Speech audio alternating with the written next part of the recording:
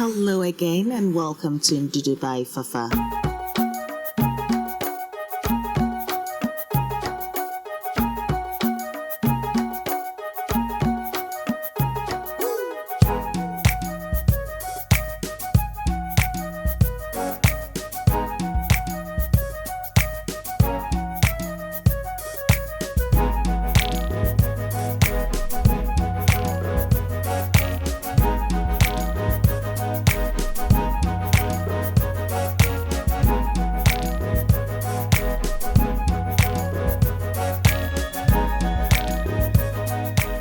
So today on the menu, I do have the West African Pilau rice. You'd be like, what?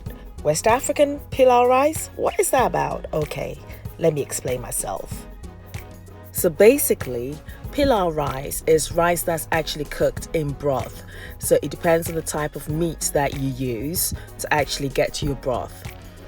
Now, Pilau rice was actually introduced to the eastern part of Africa by the Indians.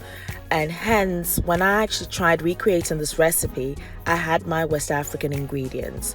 So hence, I've actually aptly named it the West African Pilau rice. And I hope you are inspired to try this recipe.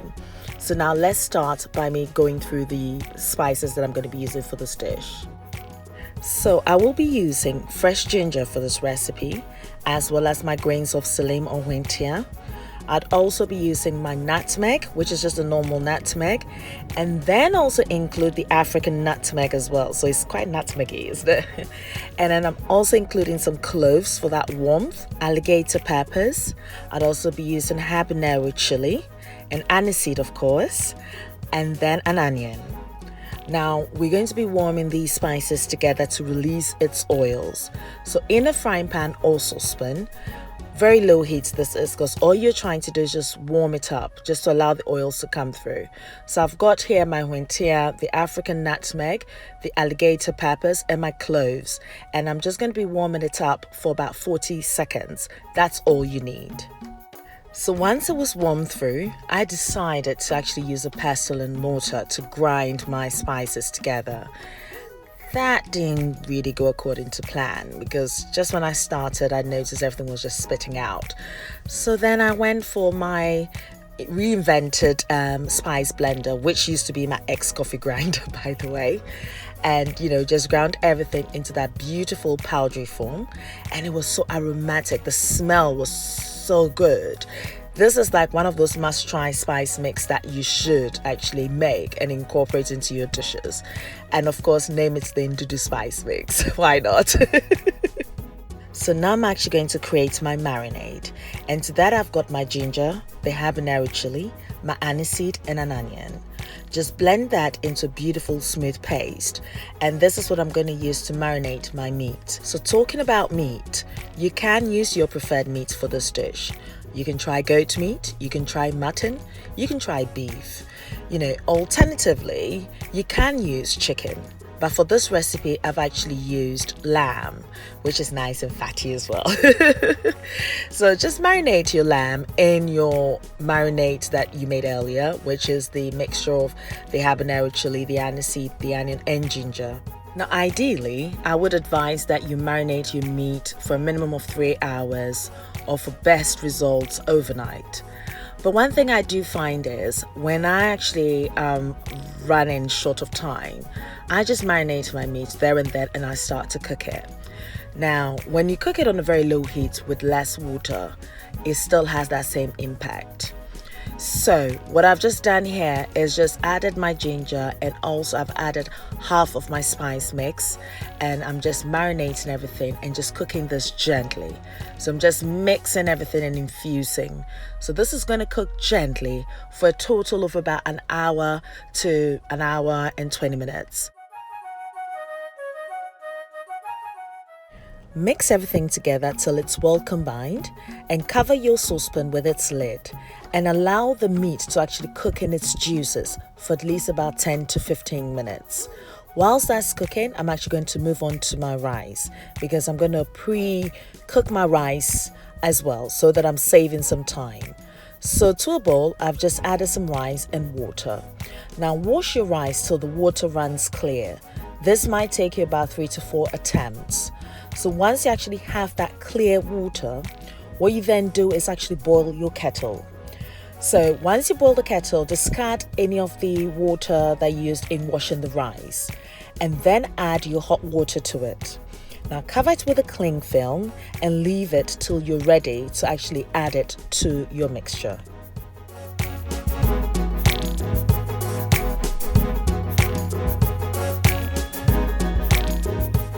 Now we're going back to the meat. So this meat has actually been steaming for about 10 to 15 minutes and it just looks perfect. At this point, I'm actually going to be adding some cinnamon sticks, which it again would give it that aromatic flavor. At this stage, I decided to include a few cardamom pods. Now, if you don't have access to it, you can omit it from the recipe and instead maybe use bay leaves. That is a good alternative as well. Now, I'm going to mix everything together and I'm going to allow this to steam yet again in its juices for another 15 minutes. So we're now 30 minutes into our cooking time. So now at this stage, I'm actually going to include 500 milliliters of water. And this is because I'm going to be adding some little extras on top. And this is almost ready now. So at this point, I'm actually going to be adding my tomato paste or tomato puree and mix everything together. Now, I do want my pilau rice to have that dark, rich color as well. So I've actually just added about 4 tablespoonfuls of dark soy sauce, which works perfectly with this dish. Now, if you don't have access to that and you do have access to tamarind, you can use your tamarind paste as well because that's also dark and that would actually enrich your sauce. So on a medium to low heat, cook your mixture down for another 30 minutes. Now this is actually just going to reduce the sauce. The meat is going to incorporate its flavors into the sauce and the sauce is also going to stick to the meat. So I've almost reduced that sauce content to almost half. And this is also needed because I've also parboiled my rice. So that's why. So yet again, the flavors here are just intense. And at this point, my sauce is ready for me to actually add my rice.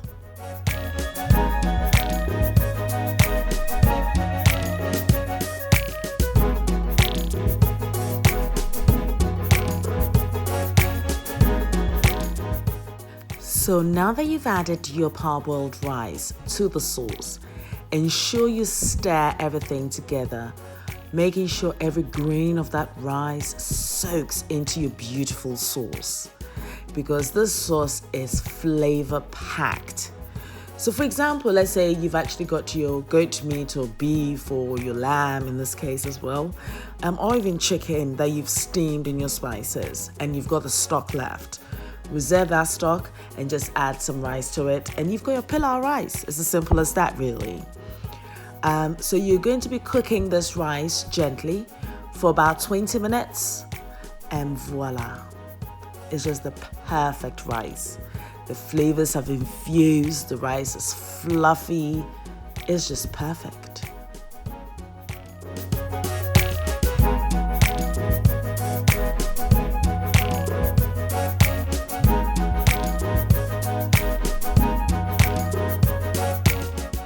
Now it's time for my shenanigans. This food is incredible. Okay, so all you just need is a teaspoonful of your preferred oil or vegetable oil or olive oil. Add it to your frying pan and thinly slice 1 large onion, preferably white onion. And then fry this on a high heat. So you fry it for about a minute and then I've just added 2 tablespoonfuls of my dark soy sauce and I'm just frying this for an extra 2 minutes. I still want my onions to be crunchy. I want it to be sweet. And also because the dark soy sauce is salty, I have omitted salt from this recipe, but that's my personal preference. You can add your salt to it. Now, if you do, don't add more than a teaspoonful of salt because the dark soy sauce is salty as well. So after a total of 3 minutes, your onions are just perfect. Now, you think I'd leave it there, wouldn't you? Nah, this is Ndudu by Fafa again. Okay. So I found some coriander and also some jalapeno chilies in the fridge. So I'm just thinly slicing the jalapeno chilies and then also the coriander, mix it together, and I'm just sprinkling some greenness. It's like I'm creating a garden. Yes, spreading it evenly. So at this point, I'm actually just going to cover it because I've taken this rice off the heat. So it's just a residual heat you see now. And just after a minute, everything's just wilted just perfectly. Not too much, just perfect. And I'm just going to mix everything together. Look at that rice. Look how fluffy it is. This is not any other food. This is Ndudu. Seriously, if you're following this channel, you must be cooking really well right now. And then look, I'm adding the onions. So you've got the sweetness, the saltiness, you've got this beautiful lamb flavor. I mean, this is just a flavor-packed dish. Now, this is a first, okay? The first of a West African pilau rice. Yes, I've created it. Of course, it's inspired from its origins. But yes, I've brought it to West Africa. It's in Ndudu by Fafa.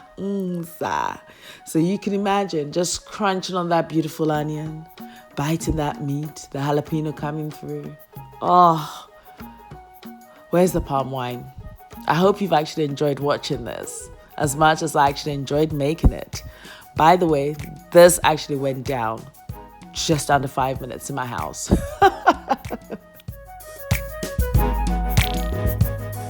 If you've enjoyed this recipe today, do not forget to show me some love. Like the video, try the recipe, leave a comment, your feedback, and please do not forget to share with your family and friends. Now, if you haven't subscribed yet, click that subscribe button now.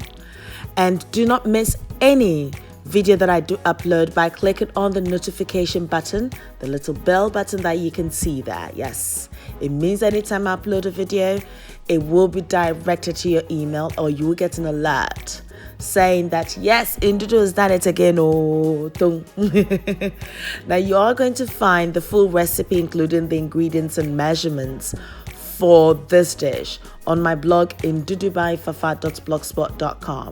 You will find equally inspiring recipes as well there, so do check it out.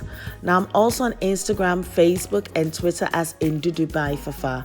Do pass by and say hi. Until next time, thank you very much for watching this episode. Much love.